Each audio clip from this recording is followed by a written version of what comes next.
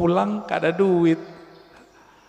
Atau kayak tahun-tahun ini kan mau pulang kena COVID. Dompetnya Pak kena COVID. Gak bisa pulang, nangis.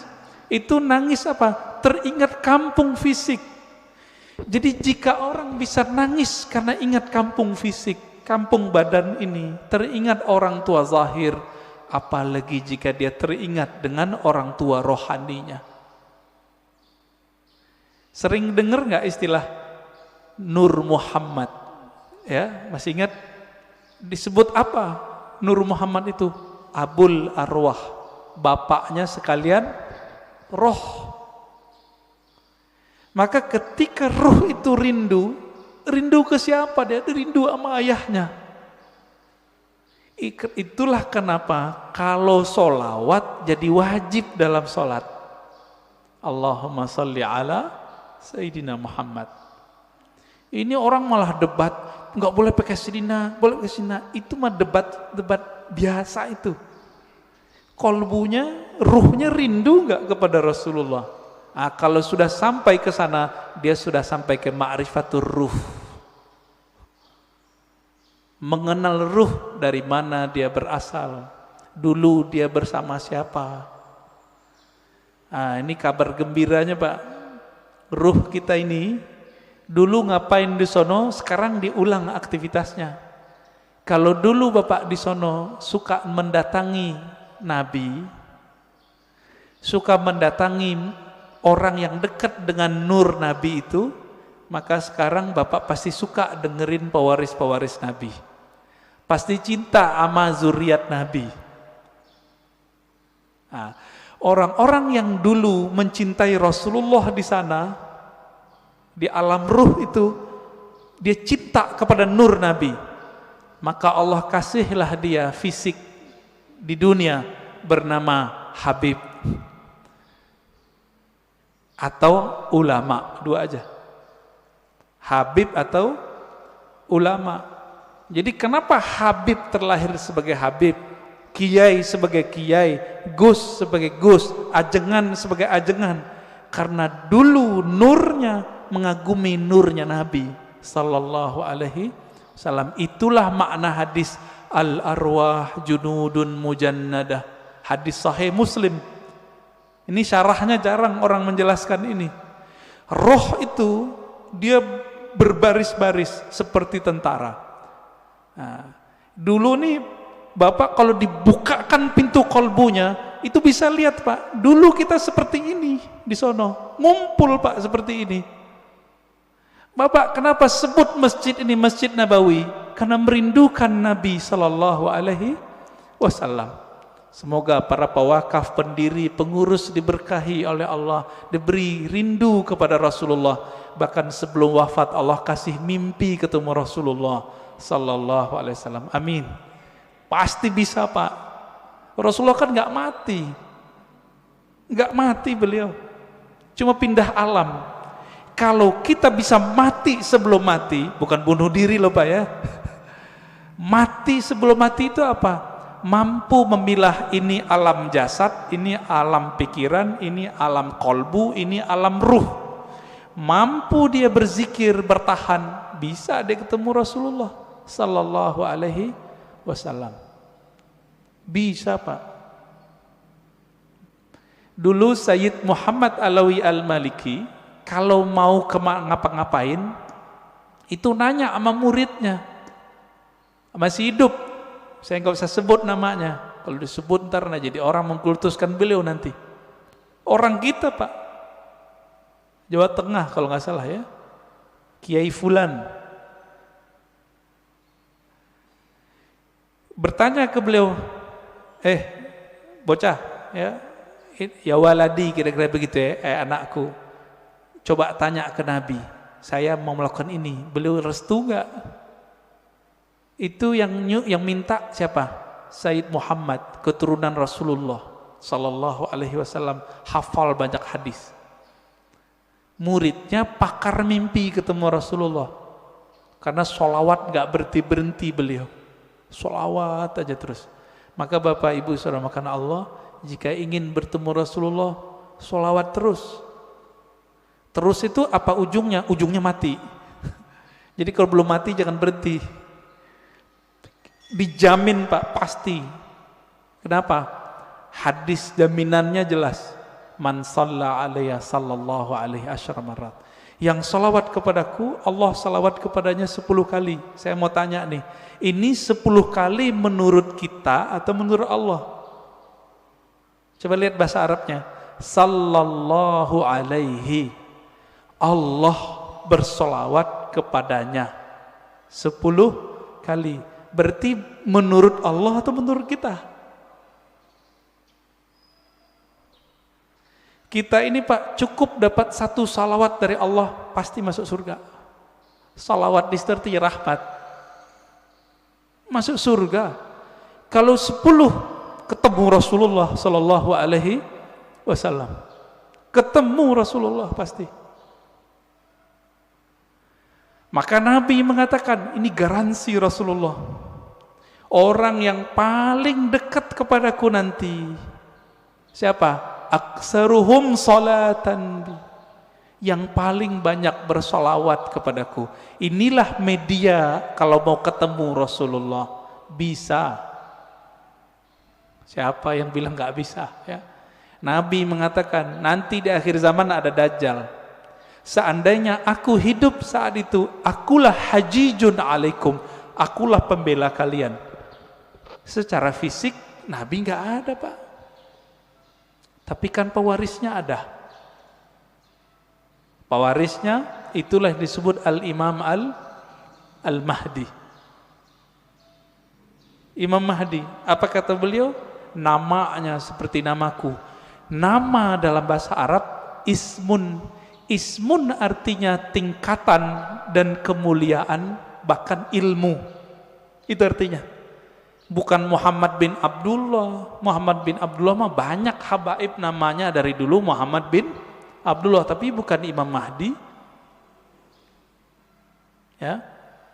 Ini sekarang banyak yang kajian akhir zaman tapi terjebak pada riwayat ahli hadis fisik. Tidak mempertimbangkan ahli rohani. Nah, ini kesalahan besar kajian akhir zaman hari ini. Akhirnya yang terjadi cocok logi.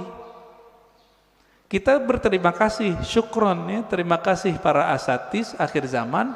Antum telah membuat kita aware, sadar mengenai hadis akhir zaman. Cuma kadang nggak cocok. Hidungnya lurus gitu ya. Itu mah ciri fisik habaib rata-rata begitu hidungnya. Ya. Bukan itu kalau mengenal Rasul. Rasul itu kolbunya yang mau dilihat. Berarti ini yang disebut ismun tadi. Ya. Maka yang keempat itu Bapak selamatkan Allah. Siapa yang mengenal ruhnya, maka dia mengenal Allah secara hakiki. Dia mengenal Rasulullah secara hakiki. Nah, semoga kita sampai ini yang ini nih, keempat. Mengenal ruh, walaupun sedikit menurut Allah itu kan banyak bagi kita. Setetes saja Allah beri, itu udah lautan bagi kita. Ya. Nah, caranya banyak-banyak aja Pak, sholawat. Bapak ini kan mohon maaf ya, pemalas ngajari guru, maunya didatangin guru mulu, ya enggak? Carilah guru yang bisa mengajarkan zikir ma'rifatullah. Nanti diajarin Pak cara berselancar kepada Allah. Tapi kalau masih males, udah sholawat aja dulu. Nah, nanti sholawat ini nurnya akan membimbing kita, insya Allah ya. Jadi lebih kurang makna ringkas dari man arafa nafsahu faqad arafa rabbahu, 4 level ini. Ya, tinggal dilihat kita bagian yang mana. Ya. Semoga kajian ini bermanfaat. Silakan kalau ada tanya jawab ya.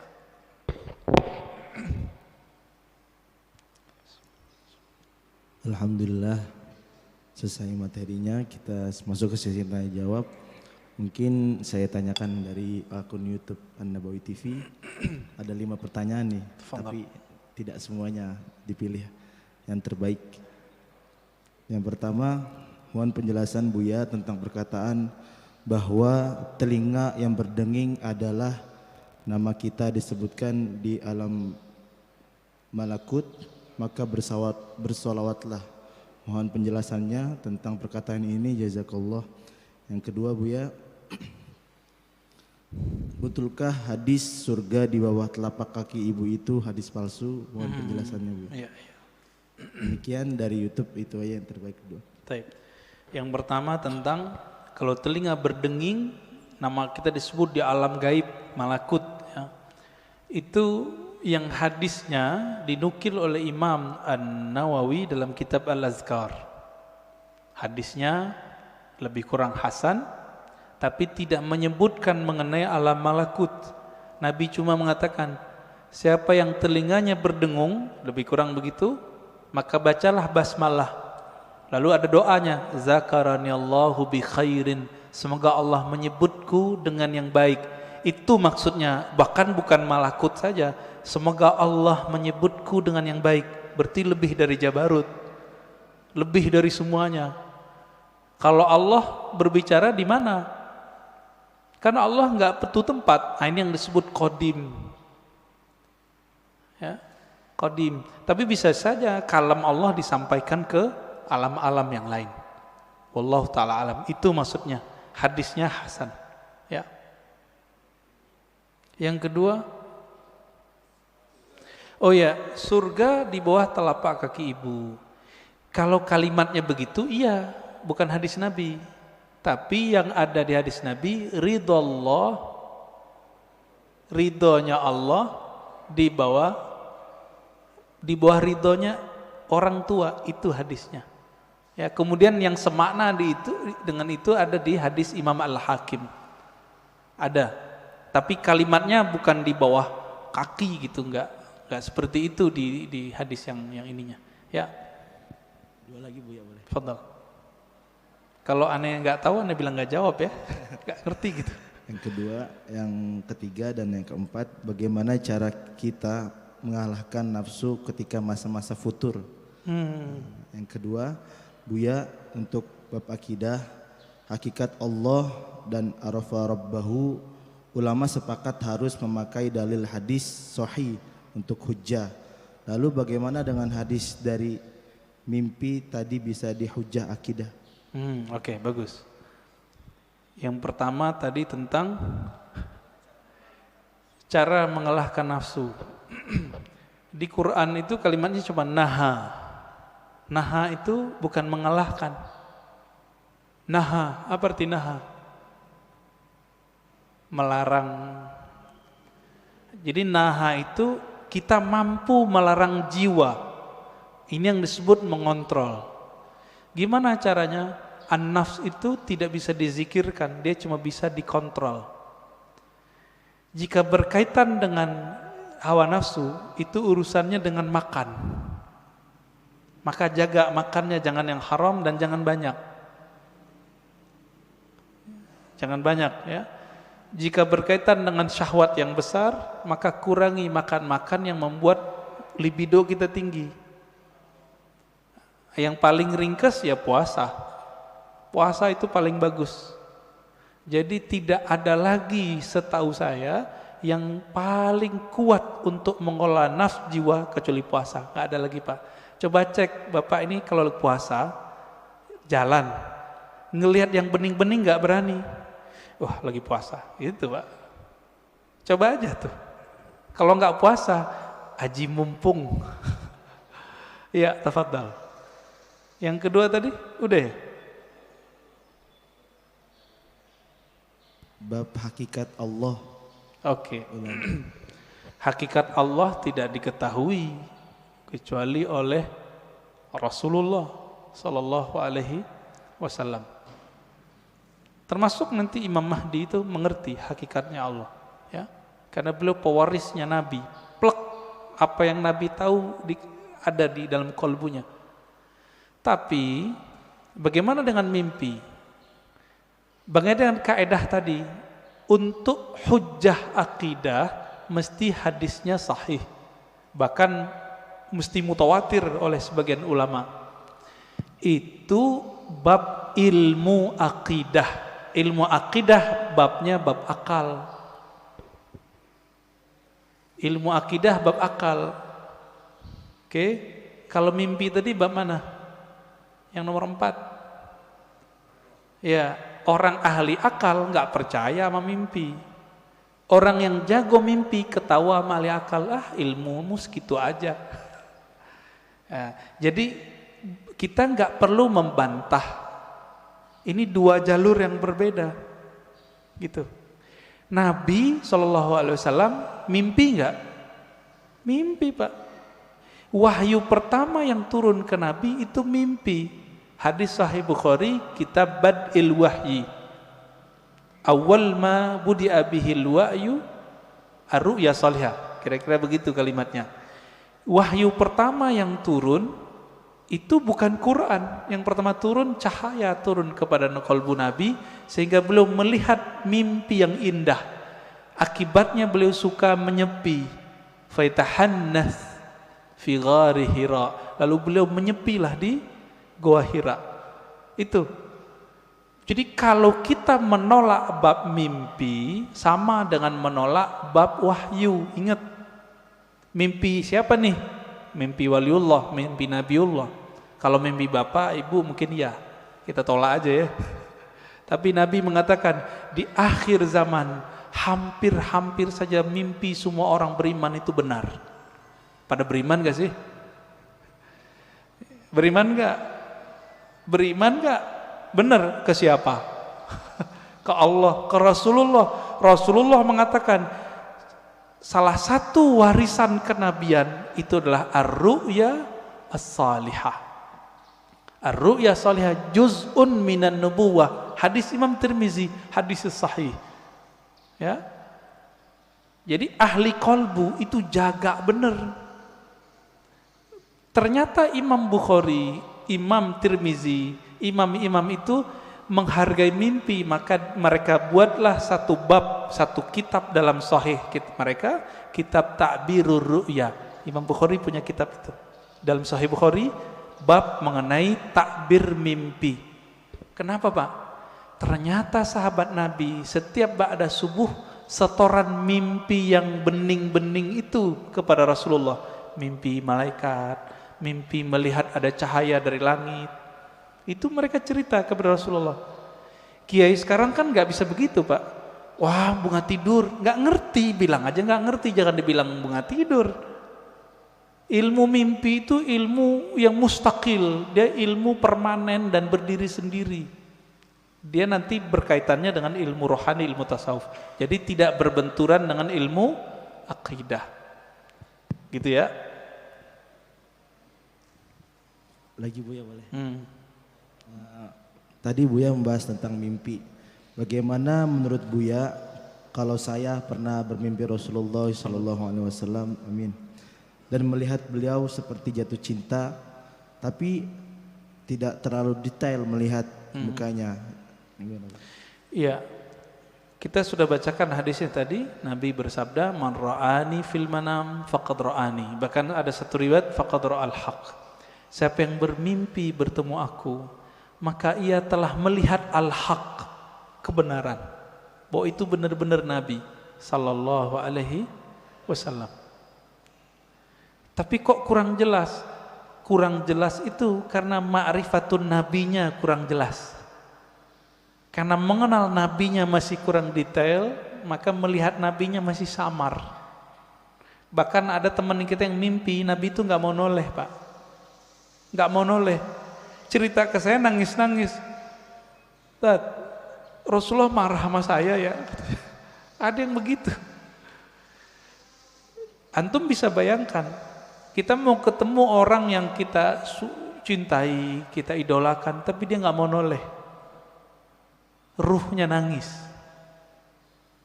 Gimana caranya? Udah ente sholawat aja banyak-banyak, baca salam kepada Rasulullah, nanti insya Allah Nabi jawab. Alhamdulillah besok-besok ada yang mimpi lagi. Jadi ini bukan kita ngayal, bukan. Ini beda dimensi dia. Kalau ingin cek kebeningan kolbu, tanya mimpinya apa. Jika bapak saya ini kita lagi kotor, jiwa kita kotor nih, mau kiai, mau ustadz, mau jamaah, mau tahajud, kotor pak, pasti mimpi basah. Jadi kalau mimpi basah, tobat pak, tobat rohani. Dosa enggak, tapi rohani kita, oh kayaknya hati kita kotor. Sayyidina Umar ketika bermimpi menggauli budaknya, budak halal enggak? Halal. Apa kata beliau? Syaghalatni siyasah. Ya Allah, aku tersibukkan oleh urusan politik sehingga lupa wirid. Ini Umar, ngerti beliau. Tapi beliau pun kalau mimpi ama yang halal. Kalau kita kan kita berharap mimpi sama artis, Pak. Ya. Silakan. Baik. Assalamualaikum warahmatullahi wabarakatuh. Waalaikumsalam. Pak Ustadz, Pak Kiai, kalau boleh mohon maaf, saya sedikit ingin memuji Pak Ustadz. Saya baru ketemu Ustadz Kiai yang cahayanya bagus Allah dan bening. Ini pertama. Yang kedua, saya umur 74 tahun. Tapi baru sekarang saya ketemu Ustadz mengatakan bapaknya roh itu adalah Nur Rasulullah. Sallallahu. Alhamdulillahirabbil alamin. Ilmu saya bertambah satu sekarang Pak, luar biasa. Saya juga merinding ini Pak, dengarnya. Selama ini saya nggak ngerti bapaknya roh itu siapa. Mudah-mudahan juga teman-teman saya di Nabawi ini sama juga mudah-mudahan, tapi nggak tahu. Seperti Pak Ketua DKM mungkin lebih ahli, sama Pak Nenggolan lebih ahli daripada saya. Jadi tahu kalau saya 74 tahun umur nggak tahu bapaknya roh saya siapa. Alhamdulillah saya subuh hari ini mendapat ilmu yang luar biasa bahwa saya mengenal bahwa roh saya ini adalah Nur Allah, Nur Rasulullah SAW. Kemudian tadi kalau anak-anak Basir sudah bertanya, bagaimana kalau saya selalu selawat, selalu merinding atau apa namanya bulu kuduk. Ini kalau bahasa orang Sumatera, Bang Palembang tuh bulu kuduk Pak, bulu kuduk. Kayak gemetar gitu loh Pak. Itu kalau saya berselawat kepada Rasulullah. Nah yang terakhir ini Pak, tadi orang ahli sodoko jariah, kaya raya, banyak duit, tapi kok masuk neraka. Bagaimana dia menyambungkan antara jasmani dan rohaninya sehingga sodokonya jadi amal ibadah pada Allah Subhanahu Wa Taala. Terima kasih Pak Ustadz. Mohon maaf saya terlalu memuji Pak Ustadz karena cahayanya luar biasa buat saya. Terima kasih. Cahaya lampu lebih hebat daripada itu lagi Pak. Sekian. Assalamualaikum warahmatullahi wabarakatuh. Assalamualaikum warahmatullahi wabarakatuh. Mohon maaf Pak Nenggolan. Ini cahayanya memang ada 3 Pak. Allahumma salli ala Sayyidina Muhammad an-nuri dzati wa sirri sari fi jami'il asma'i was sifat. Mau bilang apa kita ya? Betul Pak. Jadi bapak rohani itu istilah bahwa ruh kita itu percikan dari nur beliau sallallahu alaihi wasallam. Lalu kenapa kita merinding? Ketika bapak merinding, itu ruhnya sedang merindu. Dijawab oleh sang Rasulullah sallallahu alaihi wasallam. Kita katakan assalamualaikum ya Rasulullah. Salam atas engkau wahai bapak rohaniku Rasulullah. Dijawab oleh beliau merinding bapak. Ruh kita Pak yang yataqasyairu minhu juludul ladzina yakhshawna rabbahum. Kira-kira begitu. Di Quran surat Az-Zumar ayat 24 berapa itu ya? 22, 23 ya, 23 bergetar karena Al-Qur'an. Al-Qur'an itu hakikatnya ada pada siapa? Khuluquhul Qur'an kata Aisyah. Nabi Muhammad itu polanya, zahir batinnya adalah Al-Qur'an. Disebut nama Nabi taqsyairu minhu juludul ladzina yakhshawna rabbahum. Disebut nama sang pembawa nur Quran pasti bergetar Pak, sang para pecinta. Pasti merinding. Makanya ada syairnya itu, kullul qulub ilal habibi tamilu. Semua pencinta jika disebut nama sang kekasih pasti hatinya merindu. Apa buktinya? Disebut namanya kadang-kadang meleleh Pak mata kita. Rindu dengan kampung rohani, rindu dengan orang tua rohani. Saya nih, ibu saya baru wafat setahunan. Kalau disebut ibu saya Pak, saya nangis. Padahal itu ibu fisik. Apalagi kita sebut nama Rasulullah sallallahu alaihi wasallam. Nama Nabi Muhammad sallallahu alaihi wasallam. Rindunya lebih dahsyat, tapi kita harus tahan. Maka lepaskanlah rindu itu dengan menyebut nama Nabi. Allahumma salli ala Sayyidina Muhammad an-nuri dhati wa sirri sari fi jamil asma' wa sifat. Assalatu wassalamu alaika ya Sayyidi ya Rasulullah. Kira-kira begitu Pak. Allahumma salli ala.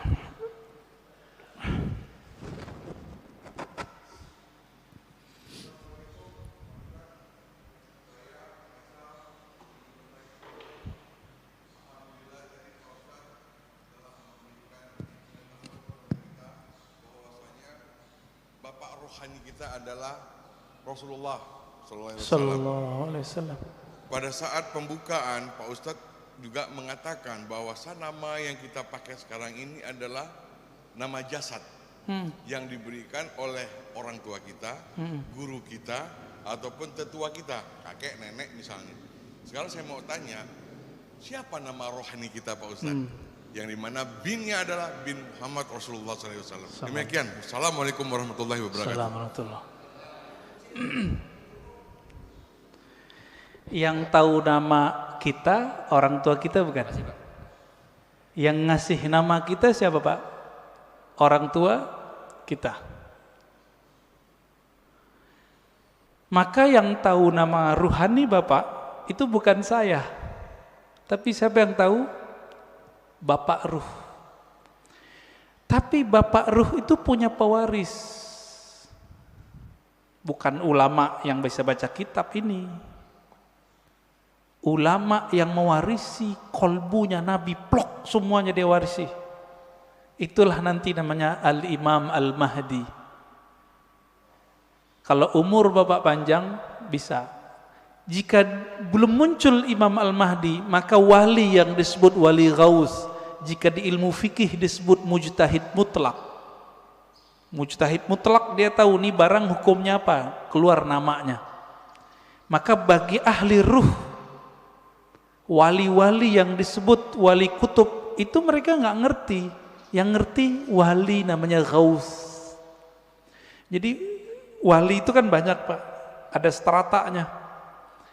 Ada 313 wali kutub, sejumlah dengan jumlah para rasul, sejumlah dengan jumlah ahli badar. Kutub poros, dia poros asma, poros sifat Allah. Wali-wali ini ada satu pemimpin yang jadi guru mereka, orang tua rohani mereka sekarang ini. Ini yang disebut Kutubul Ghaus. Dan itu cuma satu di dunia dan pasti keturunan Rasulullah. Sayangnya mastur, tersembunyi, nggak boleh muncul Pak. Bapak pengen tahu nama ruhnya? Harus punya koneksi sama Al-Ghaus ini, gitu. Kalau mau nanti satu saat kumpulkan namanya semua, nanti saya kirim ke beliau. Ya, biar dikasih namanya oleh beliau. Kapan ketemunya? Wallahu a'lam. Insya Allah ketemu. Insya Allah ketemu. Para perindu Rasulullah pasti bertemu beliau. Bapak kalau mau silakan. Nanti kumpulkan namanya, nanti beliau kasih nama. Dikasih nama Pak, dengan nama itu Bapak nanti dipanggil oleh malaikat mungkar nakir ntar. Nama dari ayah rohani yang disimpan oleh kalbu beliau. Kira-kira begitu. Waduh, ini udah berbicara jauh kita nih Pak ya. Ya, tafadhal. Boleh terakhir dari Pak Haji Adang untuk pertanyaan. Assalamualaikum warahmatullahi wabarakatuh. Assalamualaikum warahmatullahi wabarakatuh. Mohon dijelaskan perbedaan antara saudara kandung dan saudara satu ruh.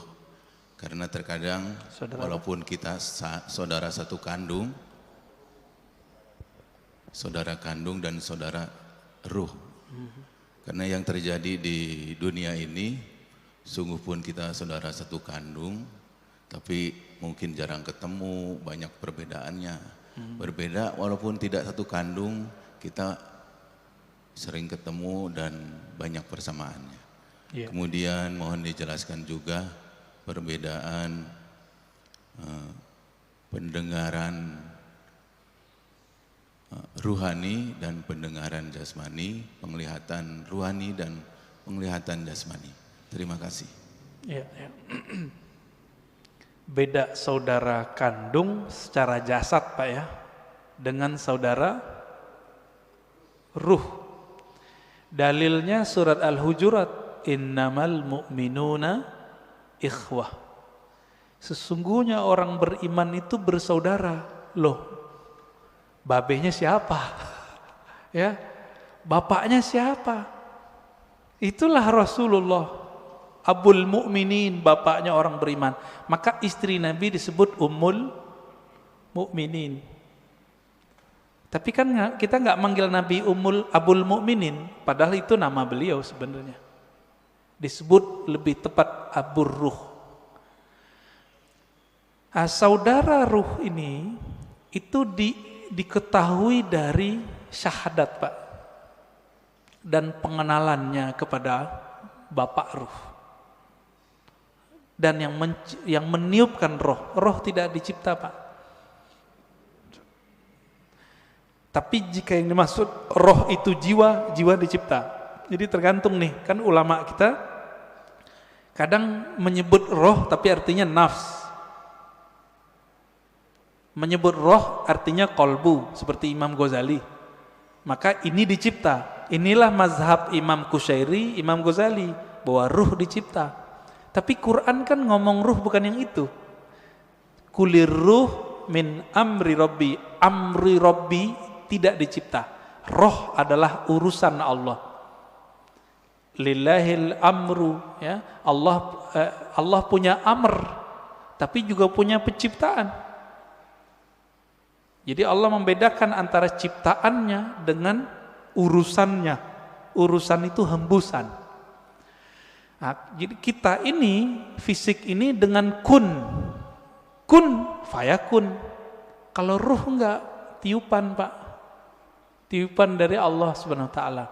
Sedangkan nur, nah yang Bapak cerita tadi, nur itu pancaran. Maka manusia itu dalam dirinya minimal ada 3 nasab. Ada nasab jasad, ada nasab nur, ada nasab ruh. Kalau nasab jasad, banyak yang tahu. Ini Habib Mahdi As-Sagaf yang wali di Parung, almarhum, udah meninggal ya, pesantren Nurul Iman. Itu dia berangkat ke Masjidil Haram, duduk di pintu apa gitu ya, tiba-tiba ada orang nyapa, kamu si anu ya, bin sampai ke Rasulullah. Itu nama jasad, silsilah jasad, bisa diketahui oleh banyak wali. Banyak wali bisa tahu Pak. Tapi kalau nasab nur, nasab ruh, cuma Nabi yang tahu. Karena kolbu Nabi diwariskan nanti isi ilmunya ke Imam Al-Mahdi, maka beliau tahu Pak nanti. Tapi nantinya udah nggak lama loh Pak ya. Jangan dikira 100 tahun lagi, enggak. Ini COVID ini sudah penanda kalau ini sudah dekat. Negara udah banyak yang kolab Pak sekarang. Bener gak? Biasanya virus itu ya nggak nyampe setahun hilang. Udah setahun 2 tahun hilang. Kalau ada wali yang doa. Kan wali nggak mau doa Pak. Jadi wali-wali nggak berani doa, ya Allah angkatlah virus, nggak berani. Su'ul adab. Allahnya berkehendak ada virus, kita mau virusnya diangkat, sopan nggak? Maka mereka sekarang cuma ridho dengan apa yang ada. Itu wali. Jadi mohon maaf kalau bapak-bapak ini ngotot, ya Allah angkatlah virus, jangan maksa Allah dong. Ya. Kalau kita mengerti kehendak Allah, Allah belum berkehendak virus ini berangkat. Apa yang kita katakan? Ya Allah, berikan aku kesabaran. Ridhoi kami. Jika umur kami panjang, panjangkan dalam keselamatan. Jika Engkau ambil dalam syahid. Semoga yang meninggal dalam virus ini dianggap syahid. Amin, amin. Ya, khalas Ustaz.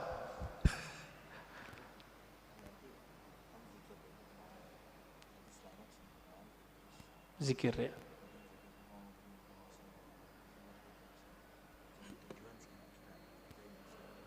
Aneh langsung aja ya. Ya, oke. Baik. Bapak Ibu Saudara ikhwan akhwat fillah, kita simpulkan kajian kita pada pagi ini bahwa hadis man arafa nafsahu faqad araf rabbahu bukanlah hadis Nabi secara ilmu hadis, tapi secara rohani, ahli rohani menganggapnya dari Nabi. Nah, ini tidak perlu dipertentangkan. Kenapa? Ilmunya beda. Ilmu hadis berdasarkan sumber empirik, ilmu ahli rohani berdasarkan pencapaian rohani. Dua ilmu ini tidak bertentangan, dia cuma beda jalan. Ya, karena dia beda jalan tidak disebut kontradiksi, karena tidak apple to apple. Ya, yang kontradiksi itu ada dua ahli hadis bilang kata ahli hadis ini sahih, satu ahli hadis mengatakan palsu, baru disebut kontradiksi. Jadi itu tidak perlu dipertentangkan. Dan yang kedua, maknanya sangat dalam, bahwa itulah inti dari ilmunya ahli ma'rifat. Siapa yang mengenal diri yang mana, hakikat yang mana, dan nah itulah yang banyak. Semoga kita mendapatkan ilmu itu sebelum nyawa ini berpisah dengan badan. Allahumma salli wa sallim wa barik ala nabiyina Muhammad. Assalamualaikum warahmatullahi wabarakatuh.